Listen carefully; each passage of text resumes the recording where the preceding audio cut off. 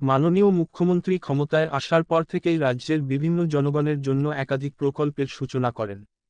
রাজ্যের কৃষকদের জন্য মাননীয় মুখ্যমন্ত্রী কৃষিকাজের খরচ বাবদ এই প্রকল্পের মাধ্যমে বছরে সর্বনিম্ন 4,000 টাকা থেকে সর্বোচ্চ 10,000 টাকা পর্যন্ত দিয়ে থাকে।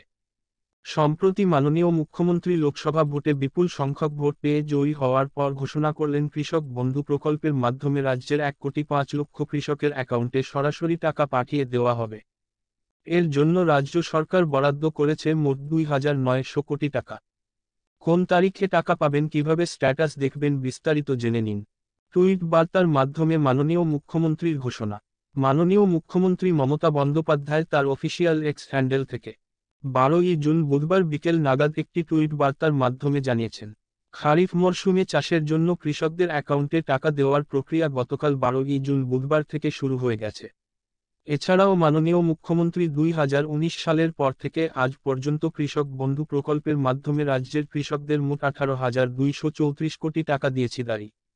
এছাড়াও 18 থেকে 60 বছর বয়সের মধ্যে কোন কৃষক মারা গেলে তার পরিবারকে 2 লক্ষ টাকা বাবদ 2019 সাল থেকে মোট 1,12,000 কৃষক পরিবারকে মোট 2,240 কোটি টাকা প্রদান করা হয়েছে।